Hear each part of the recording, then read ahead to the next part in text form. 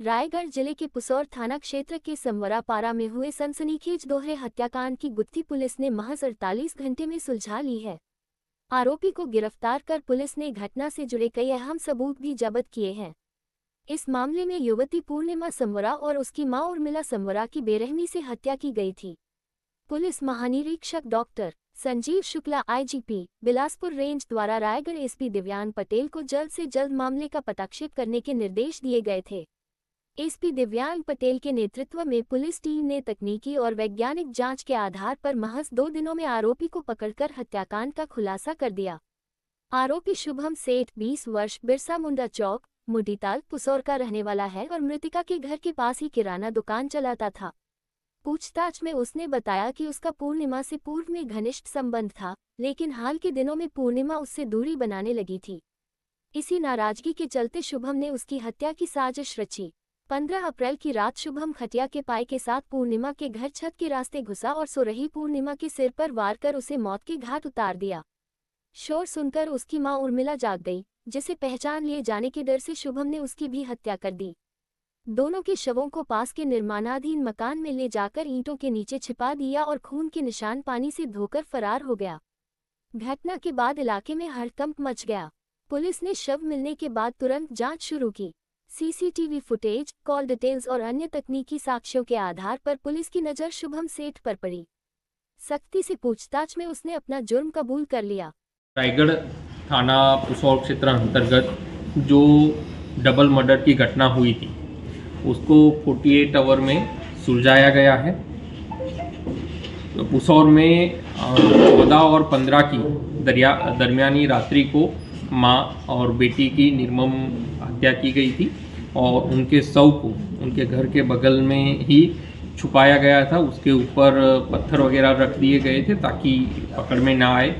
जैसे ही घटना की सूचना हमारे पास आई, तत्काल मौके पर पुलिस पहुंची। शुरुआत में तो सूचना ये प्रकार से आई थी कि घर पे माँ और बेटी नहीं है।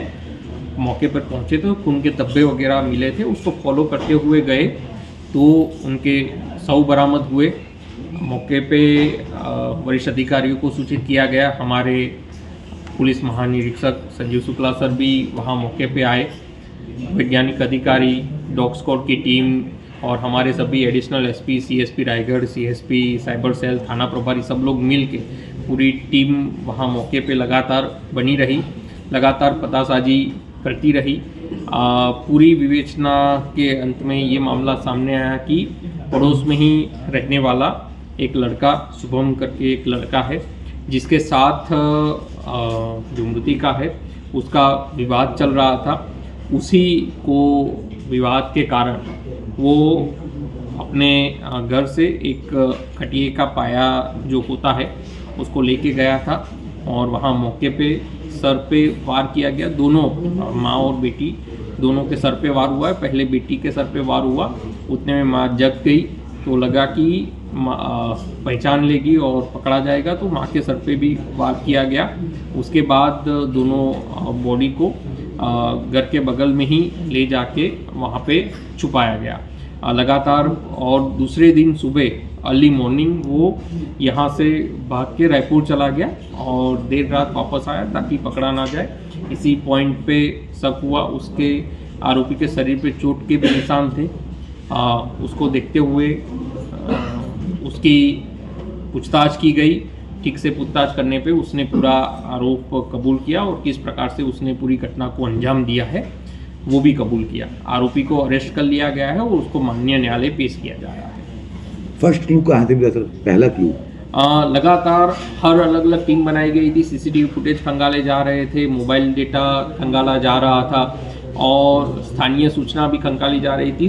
इसमें लोकल इंट ने महत्वपूर्ण भूमिका बजाई कि पता चला कि एक आसपास के रहने वाला ही एक लड़का गायब है और जब उससे पूछताछ की गई तो बॉडी पे चोट के निशान पाए गए। उसके आधार पे अग्रिम पूछताछ की गई और जिससे पूरे मामले का खुलासा हुआ। आरोपी पड़ोस में ही रहता था, शुभम करके आरोपी का नाम। मारने की